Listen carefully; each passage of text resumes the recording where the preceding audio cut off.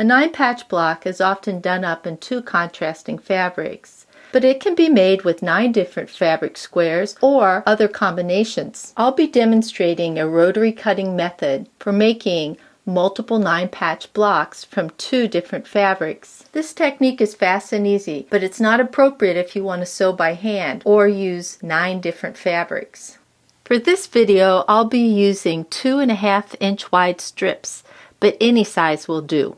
First, I folded my fabric from selvage to selvage. Then I cut 3 2.5-inch strips from each of my 2 fabrics. I'll use those strips to put together 2 strip sets. One strip set will have 2 lights and a dark in the middle, and the other strip set will have 2 darks and a light in the middle. I've taken 2 of the strips and put right sides together. I could pin this, but I don't like to use pins as they tend to get in the way. It's okay if you feel more comfortable using pins, but because this is cotton and cotton sticks to cotton, you should be able to just take this over to the sewing machine to sew. Also, a 1/4-inch seam on this strip set. I have a 1/4-inch foot. It makes it a little bit easier to sew. If you don't have one, you need to find where your 1/4-inch mark is on your machine. My 1/4-inch mark is right here.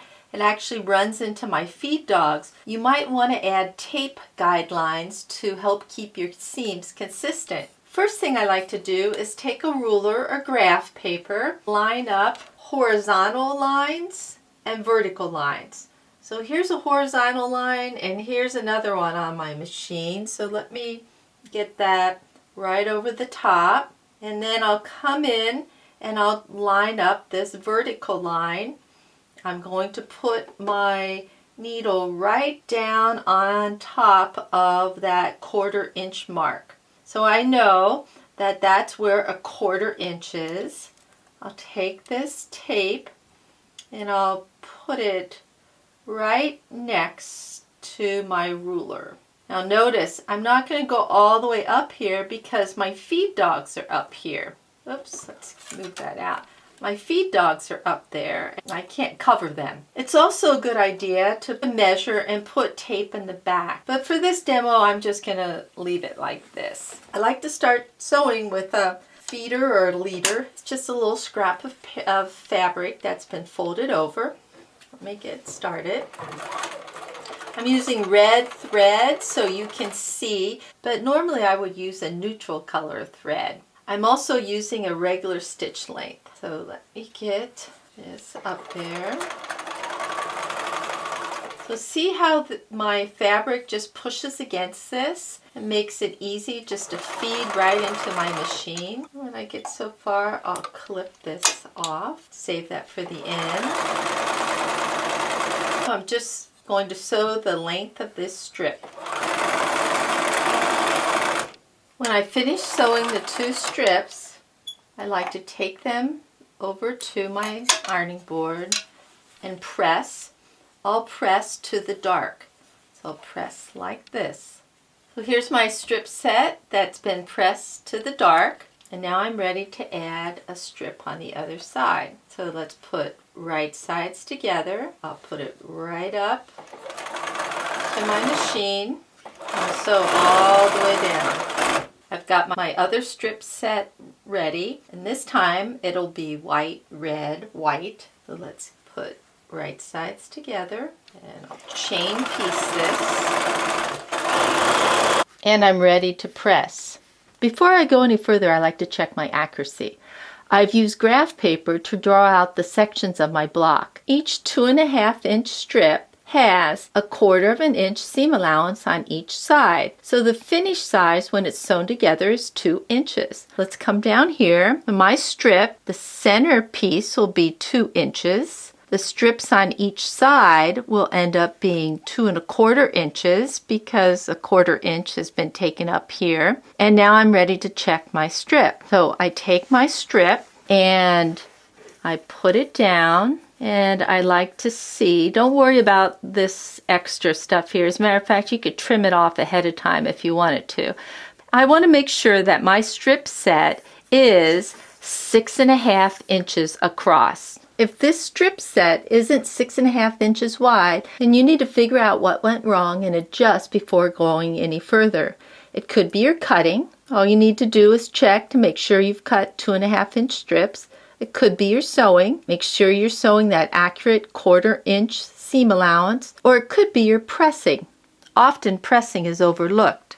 Notice this section, when I pull it out, I probably have at least a 1/16 to 1/8 of an inch that I've pressed under.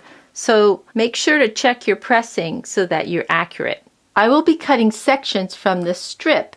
Each section will be the same width as my original strip, which is 2.5 inches. First, I need to line up my fabric along one of the horizontal lines on my mat. Then I trim to get a nice straight edge. I like to flip my fabric over to the other side to cut these 2.5-inch sections out. I could layer these and cut both sets at the same time, but I prefer to cut each separately because I think it helps a little with accuracy. I also like to double check on my pattern. If this section isn't matching the pattern, then I need to stop and recheck. Remember, pressing is the easiest to check. Lay out your block. You may decide to have more white or more red or both. With this strip set, you can do either. Also, these two rows first, I'll put right sides together and match these seams. Notice that these two pieces will nestle together at the seam because of the way they've been pressed. You have what I call a valley and a hill. This is up and this is down. And over here you have a hill and a valley. This is up and this is down. And they nestle together. I like to put them together like that. And this is when I like to use my pin. I could pin in there because they're nice and nestled, but notice this piece comes down. I like the whole thing to be even when I pin. So let me get that back up there. So now this edge is straight across and down here on the ends.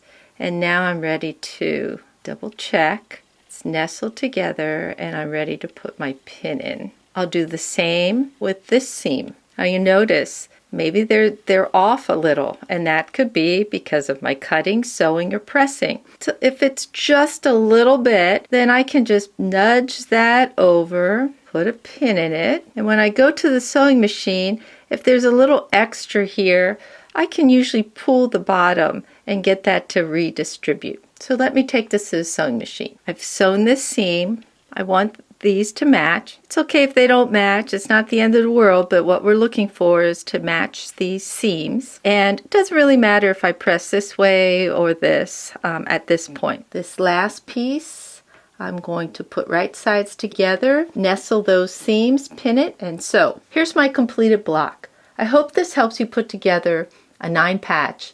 We'd love to see your fabric choices. Upload a photo of your 9-patch at learnhowtoquilt.com and I'll post it. For more quilting videos, visit our website. Please share with your friends.